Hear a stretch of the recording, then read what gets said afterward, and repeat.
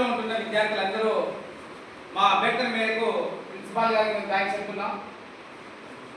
ఈరోజు మీరందరూ వచ్చి మన్ కీ బాత్ ప్రధానమంత్రి శ్రీ నరేంద్ర మోడీ గారు ప్రతి నెల చివరి ఆదివారం ఉదయం 11 గంటలకు అర్ధగంట సేపు 30 నిమిషాల సేపు మన్ కీ బాత్ అనే కార్యక్రమంతో ప్రజలతో మాట్లాడతాం. అంటే ఏంటంటే దేశంలో జరుగుతున్న వివిధ విషయాల గురించి ప్రస్తావించడం, తర్వాత వినూతంగా ఆయన కనిపించిన కొన్ని కొత్త న్యూ ఇన్నోవేటివ్ ఐడియాస్ వచ్చినాయి. ఈరోజు మనం మన్ కీ బాత్ 127వ వారం మనం చూస్తే నరేంద్ర మోదీ గారు ప్రధానమంత్రి గారు ఏం చెప్పారు, సాంస్కృతిలో అంటే సంస్కృతంలో మన భాషలు భారతదేశంలో భాషలంగా మూలం నుంచి సంస్కృతం నుంచే మనం అన్ని భాషలు అడగాలి, కరెక్ట్ కదా.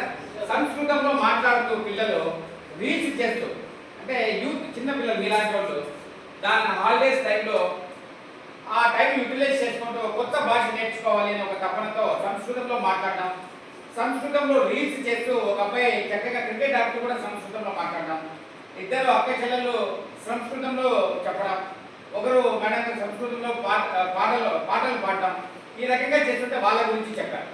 తర్వాత మన తెలంగాణలో కోమరం ఆయన నిజాం పరిపాలనలో జరుగుతున్న అన్యాయాల గురించి, అప్పట్లో సమాజంలో ఏవైతే ఆదివాసి ప్రజలు ఉన్నారో వాళ్ళ మీద నిజాం వాళ్ళు చేస్తున్న దౌర్జన్యాల గురించి దాన్ని ప్రతిఘటించి ఆయన యాదకంగా ఉద్యమాలు చేశారు. కేవలం 40 సంవత్సరాలే ఆయన బతికున్నా కూడా ఇప్పటికి కూడా ఆదివాసి ప్రజలు ఆయన ఒక దేవునిగా ఎందుకు పూజిస్తున్నారు అని చక్కగా వివరించారు.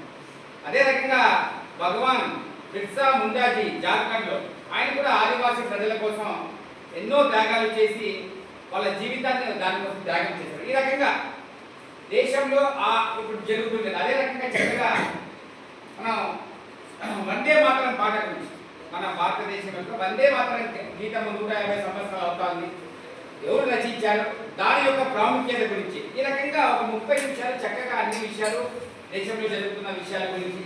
ఇంతకు ముందు మన్ కీ బాత్లో చూస్తే ఆ గ్రామంలో హనీబీ అంటే తేనె ద్వారా వాళ్ళు ఏ రకంగా సంపాదిస్తున్నారు, ఇన్నోవేటివ్ ఐడియాస్. ఇప్పుడు మనం స్టార్టప్ అంటాం, పిల్లలు ఎవరికైనా మీకు స్టార్టప్ అనే ఐడియా ఉందా బాబు, ఎవరు చెప్తారా? స్టార్టప్ అంటే కొత్తగా ఒక కంపెనీని ఒక ఐడియా వేసి క్రియేట్ చేయడం.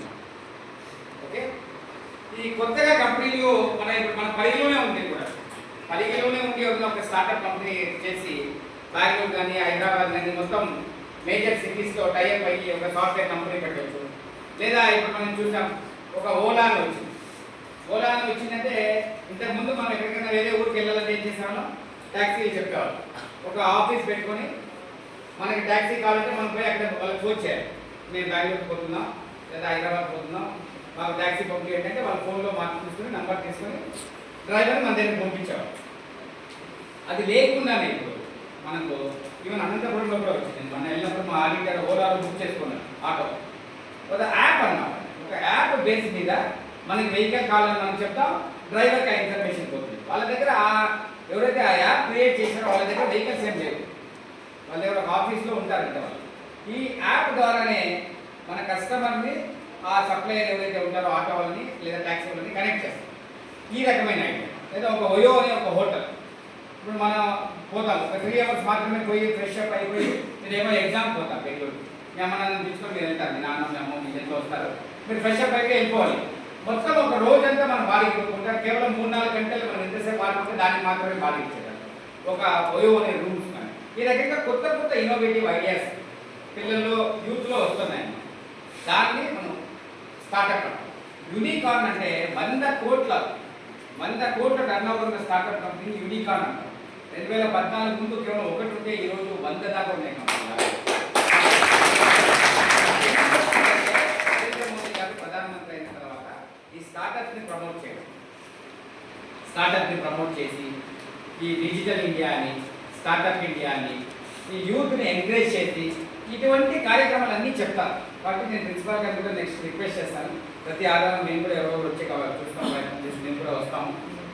ఈ కార్యక్రమాలు మీరు చూస్తే దేశంలో ఏమేమి జరుగుతుంది. ఇప్పుడు మీ వారం అంతా చదువుకొని మీరు ఫుల్ తనలో ఎక్కించుకొని కదా ఎగ్జామ్స్ కోసం. ఇది ఒక ½ అవర్ మీకు ఒక బ్రేక్ ఉంటుంది. దేశంలో ఏం జరుగుతుంది, మన మన సబ్జెక్ట్ నాలెడ్జ్ కూడా పెరుగుతుంది.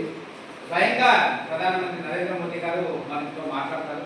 మనం కూడా ఏమైనా ఐడియాస్ ఉంటాయి, మన దగ్గర ఏమైనా ఐడియాస్ ఉన్నాయి, ఈ గ్రామంలో ఏమైనా కొత్తగా ఏమైనా చేస్తున్నారు, లేదా ఇప్పుడు మనం వాళ్ళ వృత్తి పనుల ద్వారా 10 మందికి మంచి చేస్తుంటారు. ఫర్ ఎగ్జాంపుల్ లాస్ట్ టైం మాట్లాడుతూ ఆంధ్రాలో అదే దీనిలోనే మాట్లాడారు. మన అరకు కాఫీ కానీ చిక్మంగళూరు కాఫీ గురించి మాట్లాడారు. అంటే మన ప్రపంచంలో మన కాఫీకి చాలా ప్రాముఖ్యత ఉంది. మన కాఫీని చాలా మంది లైక్ చేస్తారు ప్రపంచంలో. ఈ రకంగా మీ ఊళ్ళో ఎవరైనా కొత్తగా ఏమైనా చేస్తున్నారు, లేదా వాళ్ళ వృత్తి పనుల ద్వారా ఏదైనా ఒక చీరలు కావచ్చు, లేకపోతే వడ్రంగి పని కావచ్చు, లేదా ఎవరైనా ఒక ఫ్లూట్ వాయించడం మంచిగా ఉండొచ్చు, లేదా ఒక డ్రమ్ ఆర్టిస్ట్ ఉండొచ్చు, ఏదో ఒక ఆర్ట్లో స్పెషలిస్ట్ ఉన్న వాళ్ళ విషయాలు కూడా మీరు చెప్పచ్చు. మీ కాలేజ్ ద్వారా కానీ మీరు సొంతంగా కానీ మనకి బాగా రాసి పంపిస్తే వాళ్ళు అక్కడ వచ్చి చెక్ చేసి దాన్ని మీకు మనకి బాగా చూపిస్తారు. ఓకేనా? Thank you.